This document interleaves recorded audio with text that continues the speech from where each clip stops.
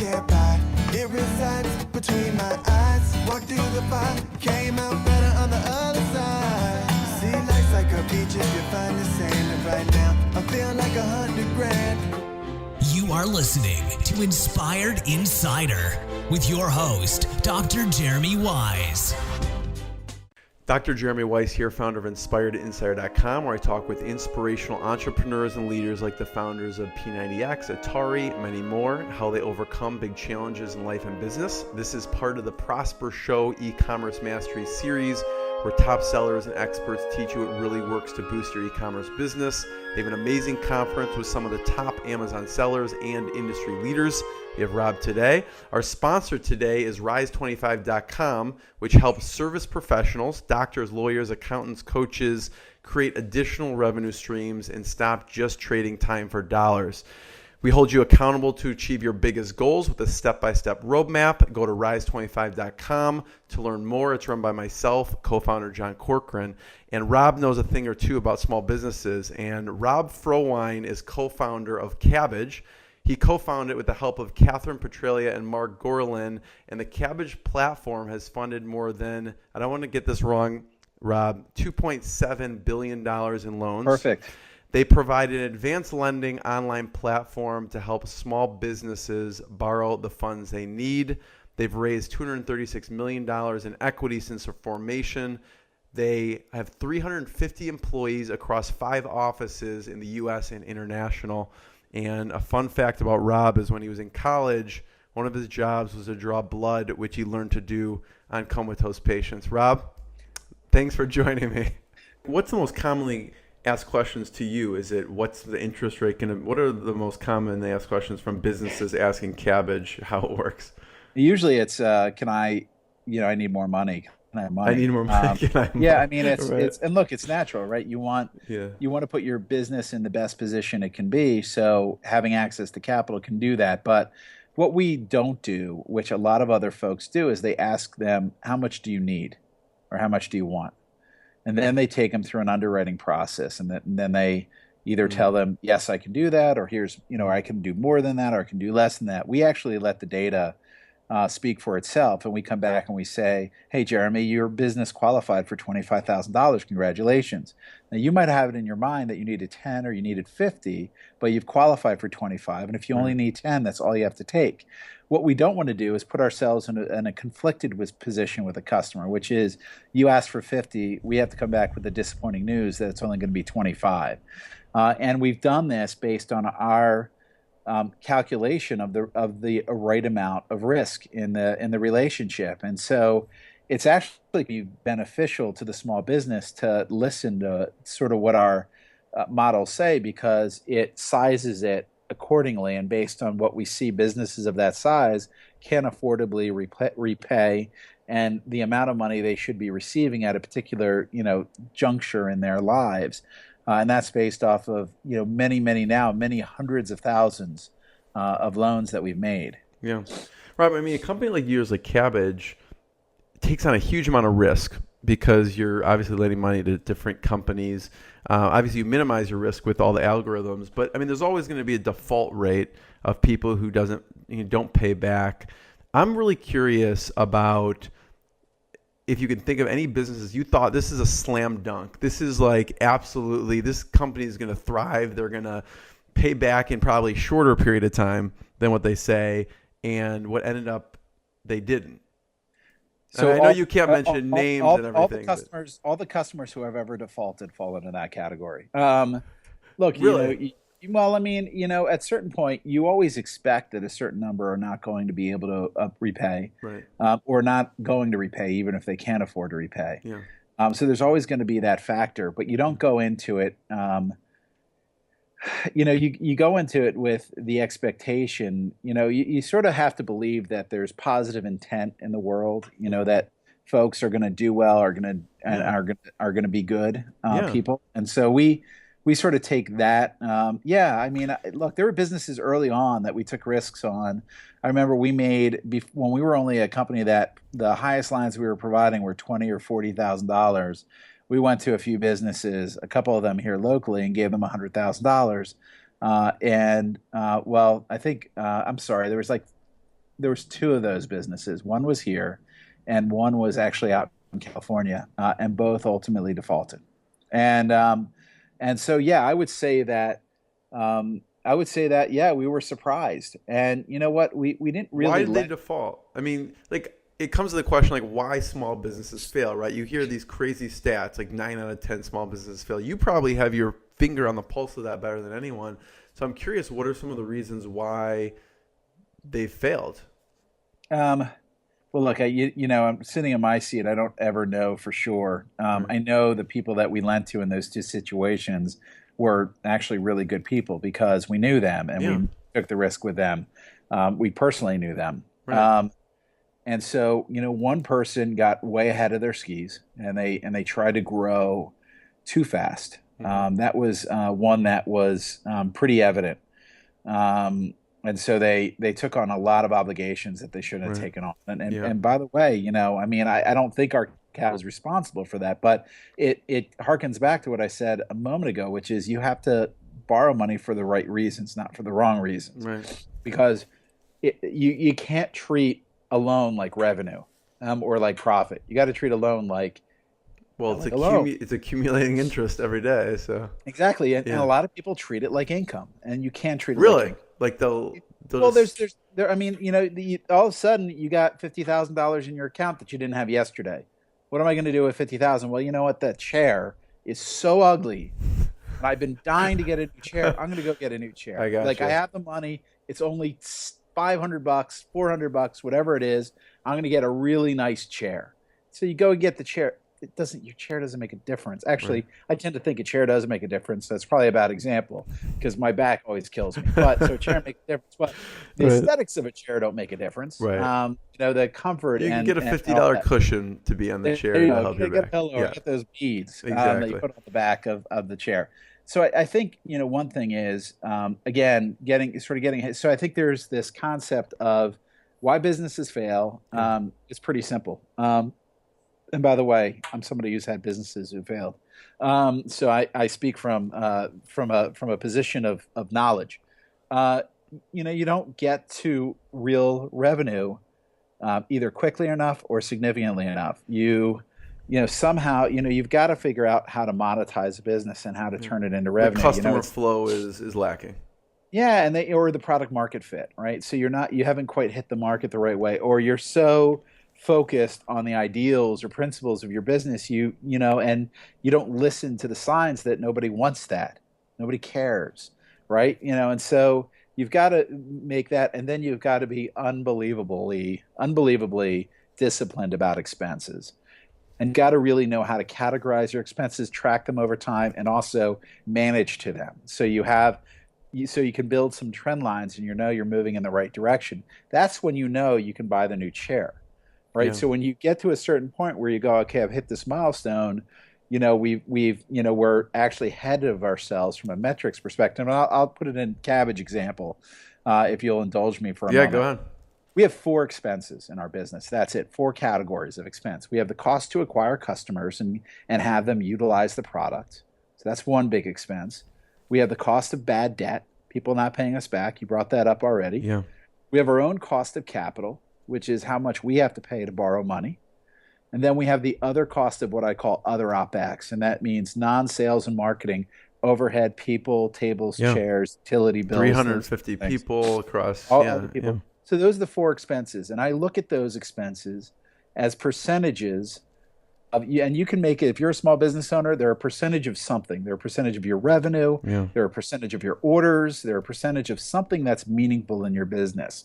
And once you understand the categories of expense and you track them as a percentage of something, then you can manage to them. And so, we can see how our cost to acquire customers either goes up or down over time. We can see how our OPEX goes up or down over time. We can see how our non-performing loans or our bad debt, how that behaves over time, and we can manage to those things. And that's what you really need to do.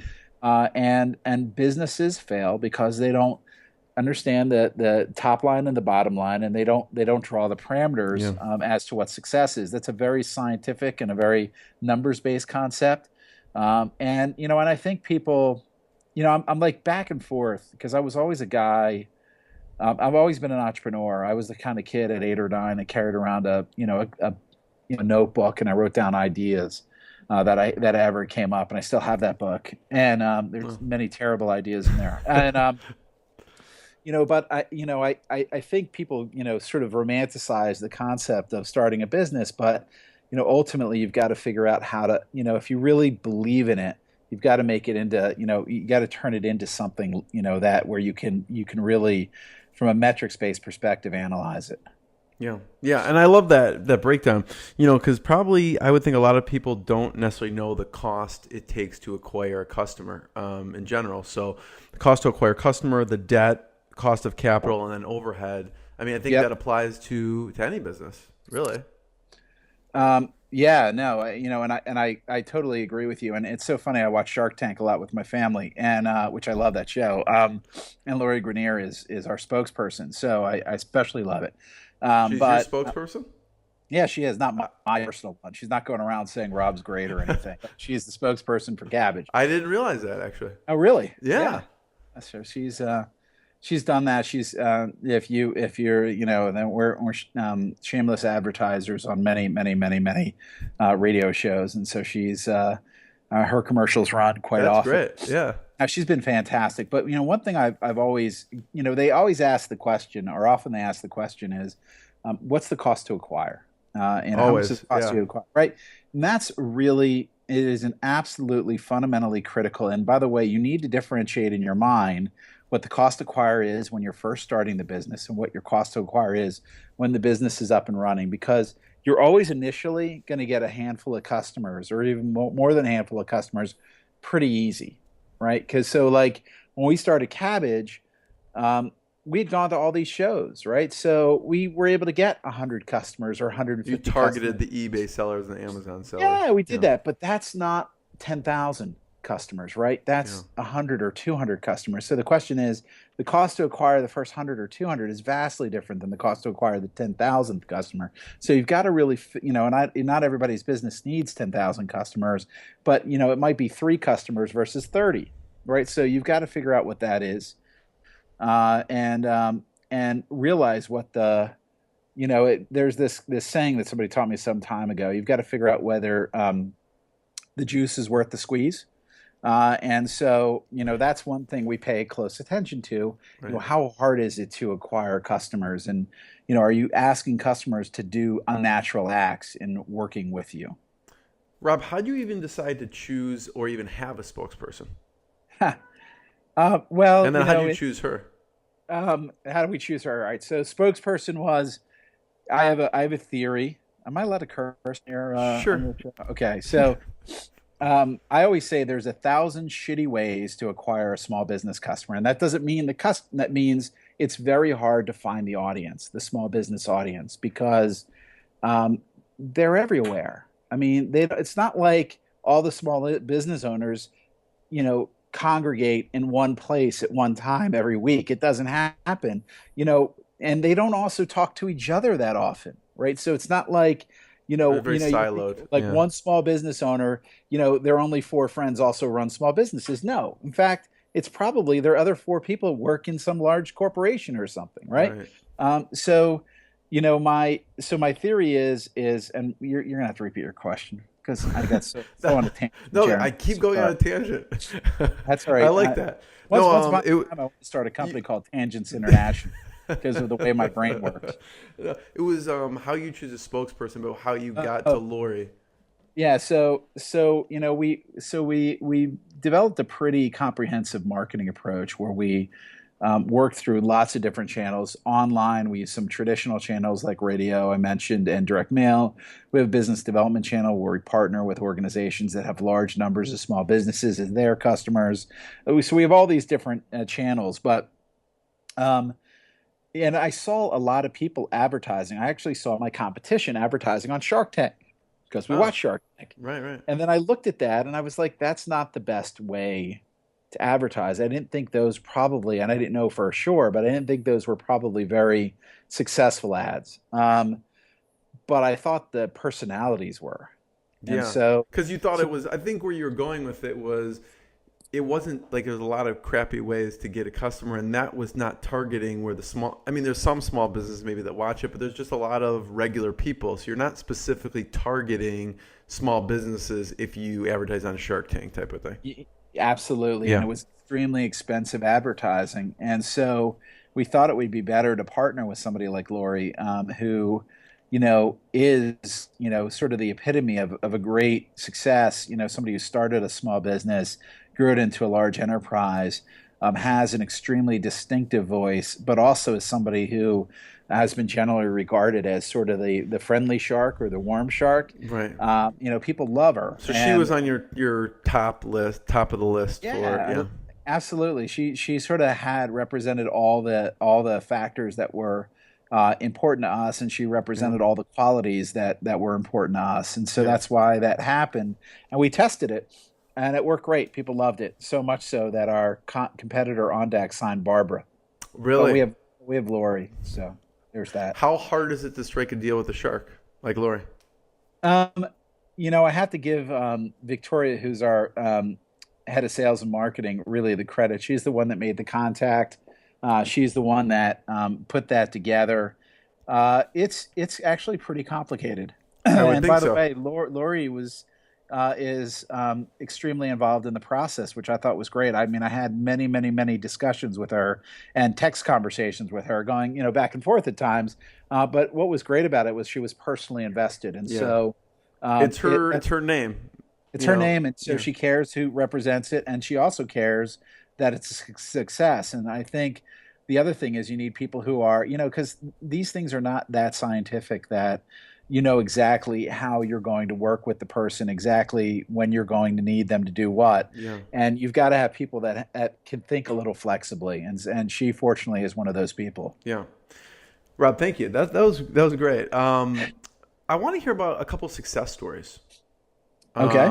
Some of your favorite success stories from people obviously utilizing the capital and doing great things. Who are some that come to mind? If you can't name the company, just like the scenario.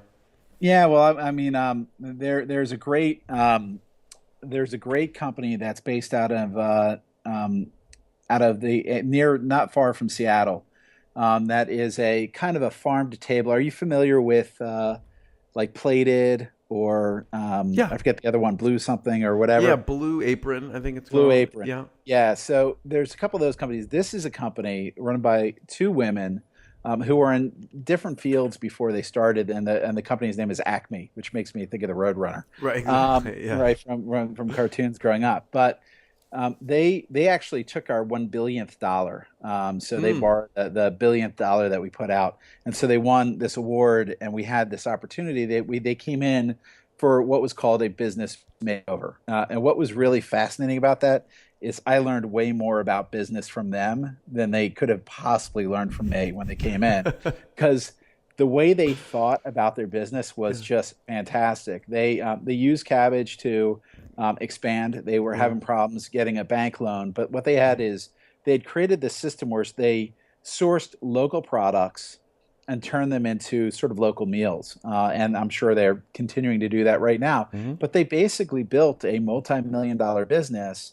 And they did it in an interesting way. They didn't raise venture capital. They didn't try to expand nationally. They basically said, we've got to source product from local farms and local companies.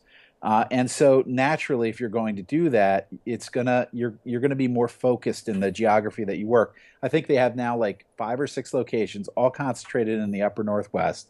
And the other thing that was really fascinating is they identified some challenges with the other companies that we just mentioned, including the amount of packaging that is delivered with that product. I mean, forget fossil fuels. That will put an end to the environment before, fossil fuels will, because the sheer amount of styrofoam and plastic that's used is incredible. So they're also a very eco-friendly company, and they deliver in these like wood crates, and they also build a delivery system, Uber-like delivery system, where people in the local community come pick it up and deliver it to the folks, and a thing where then those people put the boxes back outside and they bring them back to their business. And they just built a great business, and they just they figured out how to put the meals together in a way that it could be profitable. They just executed really well. So that's probably the. Can the we success mention their name, or so we Sure. give them credit and link Yes. to them?